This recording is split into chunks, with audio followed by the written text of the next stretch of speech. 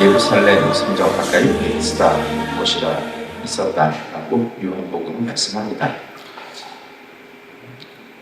근데 오랫동안 사람들은 베데스다 연못이 그냥 이름을 사도 요한이 요한복음에만 붙였다고 생각을 했습니다. 왜냐하면 그 유적이 예루살렘 안에서 발견되지 않았기 때문입니다. 그러나 최근에서 이제 베데스다 연못이 터가 발견이 됐는데요. 이게 좀 그냥 단순하게 연못이라고 생각하시면 안 됩니다. 이게 네모나게 해가지고요. 북쪽에 있고 하나 있고 남쪽에 있고 하나는 높고 하나는 낮습니다. 그리고 가나안 사람 방으로 연결되어 있습니다. 그래서 아마도 이게 왜 이렇게 된 건가 봤더니 비가 오거나 아니면 물이 이렇게 올라오잖아요.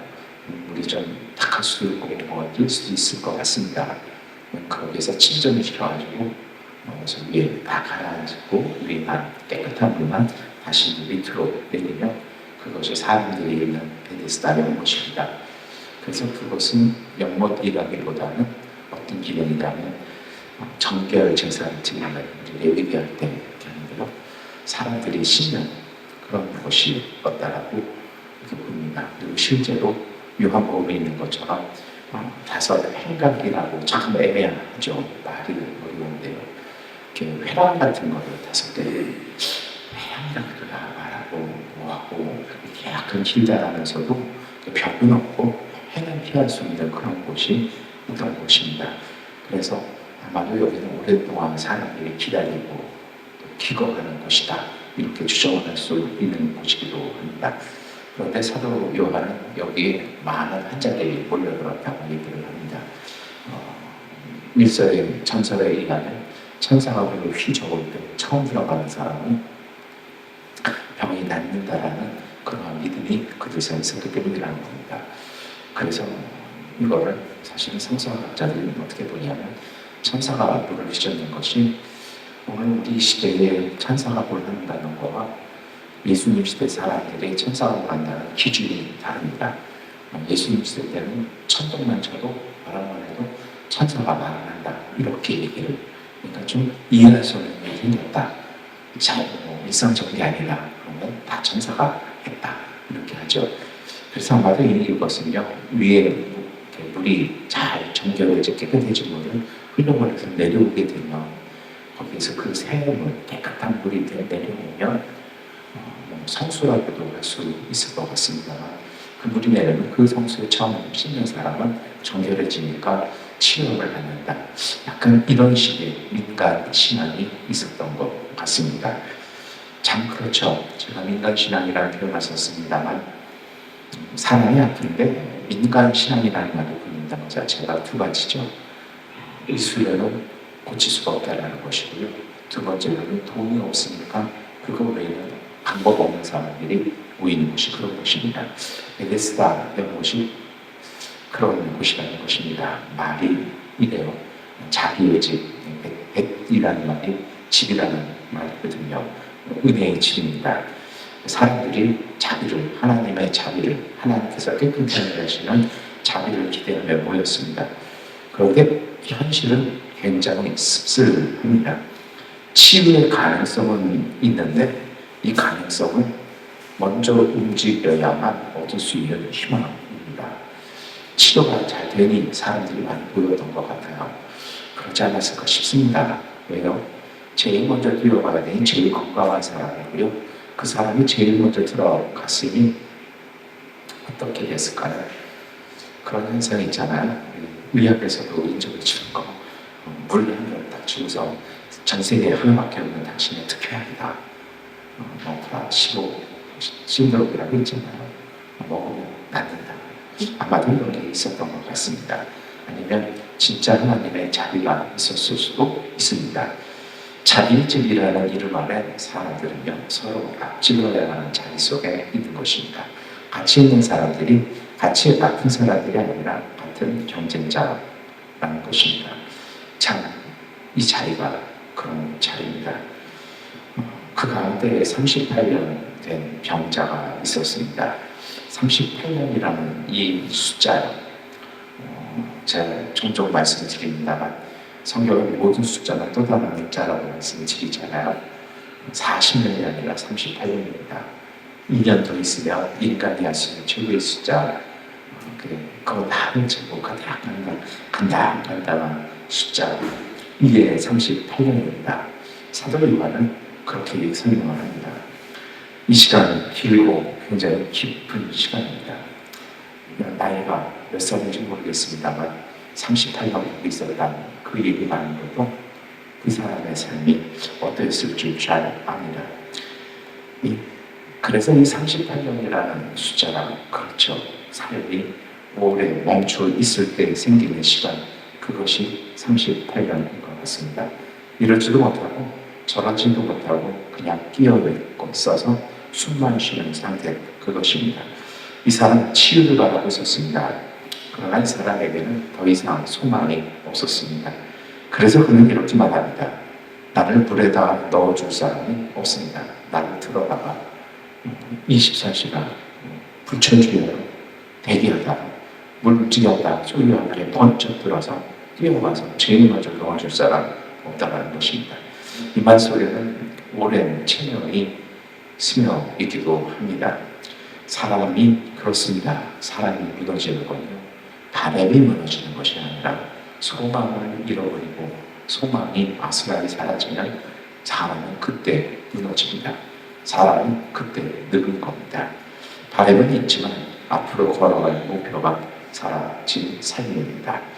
기다리기는 하는데 더 이상 기대는 없는 삶입니다. 뭘 기다리고 있을까요? 왜 거기에 있을까요?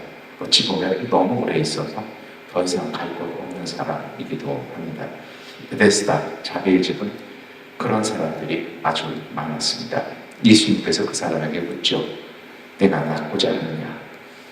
이 질문은 삶을 다시 향하게 흐르는 질문입니다. 그런데 그의 대답은 어긋납니다. 말씀드린 것처럼 원하냐? 원한다. 원하지 않는다. 둘 중에 하나인데 아무도 날 들어다 줄 사람이 없다. 나는 능력이 없다. 아프니까 능력이 없는 거고 능력이 없으니까 아픈 거죠.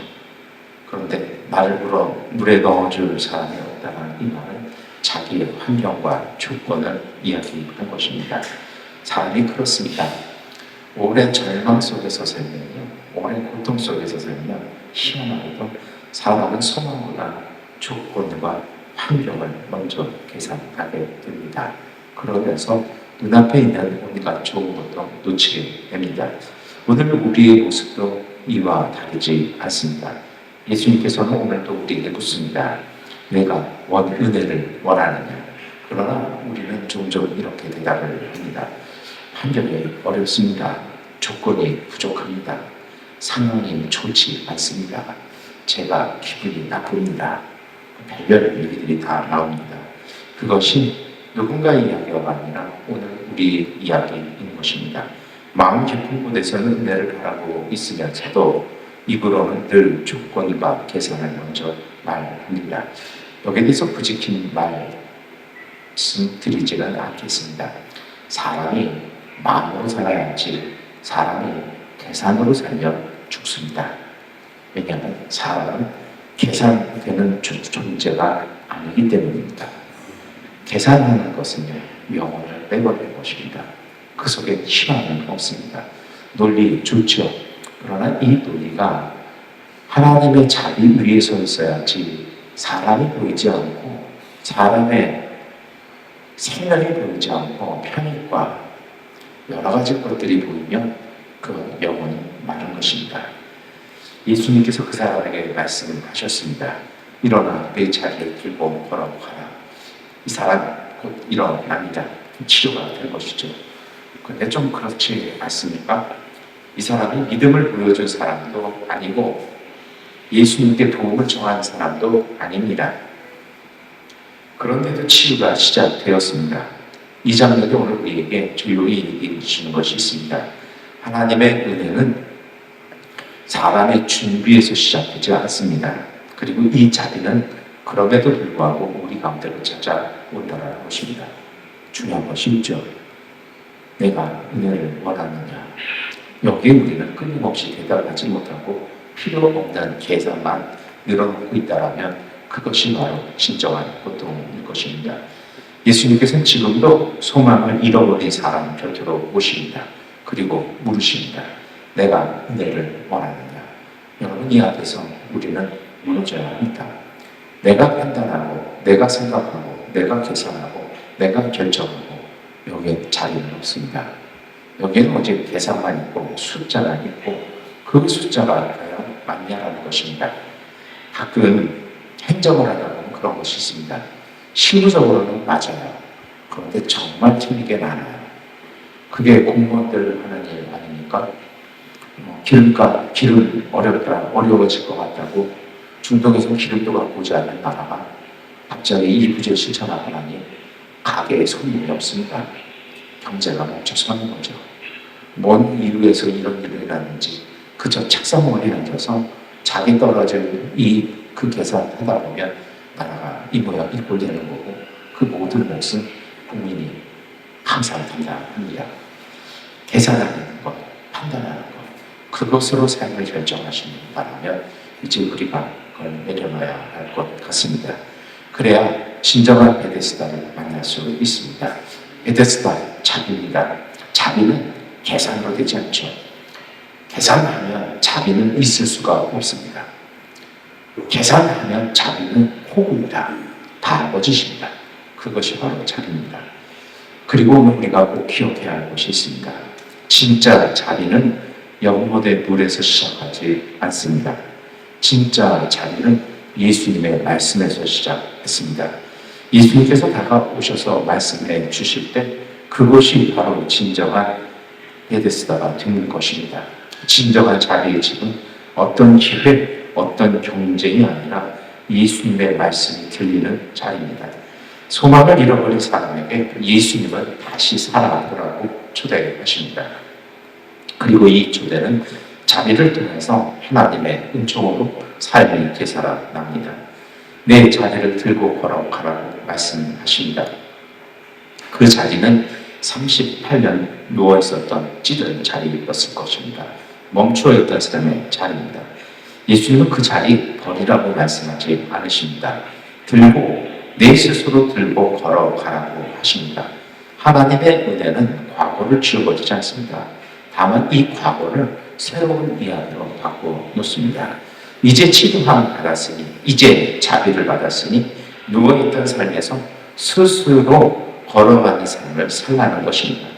누군가에게 의존하고 살아서 누군가의 도움만 바라던 삶이 아니라 이제는 스스로 살아가라는 것입니다. 병이 나아서 그런 것이 아니라 사실 새롭게 살아가는 말씀으로 치유가 된 것입니다. 오늘 복음은 이 순서를 정확하게 크게 설명합니다. 오늘 우리는 어떨까요?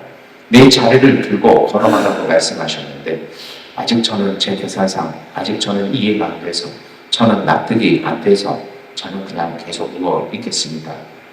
주님의 자비를 받아도 자비를 누리지 못한 사람들의 이야기는 항상 이와 같습니다. 우리가 말씀으로 자리에서 일어날 때 하나님의 새 창조의 은총이 이루어집니다. 우리가 변화되고 환경이 변화되는 것입니다. 오늘 복음서가 넌지시 우리에게 이야기하는 것이 있습니다. 이번 주간 본문들이 대부분 그렇습니다. 예수님이 치료하신 사건은 이만큼 나오면 그 사건 때문에 말다툼하시는 이야기는요. 말다툼이 아니죠. 그건 목숨 걸고 싸우는 거죠. 그 얘기 이만큼 나옵니다. 왜냐하면 그날은 안식일이었다는 것입니다. 그래서 옆에서 사람들이 말합니다. 안식일인데 자리 들고 가는 것이 옳지 않다. 도움 필요할 때는 말 한마디 입 하나 뻥끗하지 않던 사람들이요. 이제는 그 사람 가라고 그러니까 이제는 안 된다고 얘기합니다. 세상이 참 그렇습니다. 여기서 논쟁이 시작됩니다. 그런데 사도 요한이 넌지시 얘기하는 것이 있습니다. 저는 안식일 논쟁 이런 거 떠나서 이것이 사도 요한이 우리에게 증언하고 싶은 것이라 생각합니다. 그것은 무엇이냐면요. 예수님께서는 이 논쟁을 피하지 않으셨던 것입니다. 분명히 예상된 것이었습니다. 이미 많이 겪으셨습니다. 원래 그러잖아요. 많이 겪으면 안 하게 되잖아요. 예수님은 다 해버리십니다. 사람 살리는 일을 위해서 비판과 갈등을 피하지 않습니다. 오늘 우리 시대에, 우리 사회에 아주 교묘한 유혹이 있습니다. 말이 될 것 같고 뭔가 논쟁이 될 것 같으면 하지 말라고 합니다. 그래서 솔직히 안 하게 됩니다. 저도 그렇습니다. 그런데 세상이 그렇죠. 아무도 말 안 하는 세상은 그 모양 그 꼴입니다. 그러나 예수님은 하십니다. 왜냐하면요, 하나님의 마음은 분명하기 때문입니다. 사람 살리는 일이 모든 규칙보다 먼저라는 것입니다. 사람 살리는 일이요, 삶을 바꿔놓는 것이 그 어떤 것보다 우선하다는 것입니다. 사순절 새벽에 우리가 나누는 말씀이 있습니다. 베데스다 연못 사람이 많이 있습니다. 모두 물의 움직임을 기다리고 있습니다. 그러나 치유는 물에서 시작된 것이 아닙니다. 예수님의 말씀에서 시작되었습니다. 사순절 새벽은 바로 이 사실을 마음에 새기는 시간입니다. 우리 이 새벽의 조용함 속에서 우리의 삶에 멈추었던 삶의 자리에 대해서 이야기하고 생각해보는 것이 이 시간입니다. 그리고 그 자리 위에서 다시 예수님의 말씀을 들어야 합니다. 일어나 내 자리를 들고 가라. 하나님 나라의 생명은 경쟁에서 시작되지 않습니다. 누가 더 준비되었는가? 누가 1등인가? 누가 존경받는가? 이 질문에서 시작되지 않습니다. 하나님 나라의 치유는 은총에서 시작되어집니다. 그래서 사순절 새벽마다 오늘 우리는 이 말씀을 기억해내야 하는 것입니다. 예수님께서 오늘도 우리의 삶 속에 오셔서 조용히 말씀하십니다.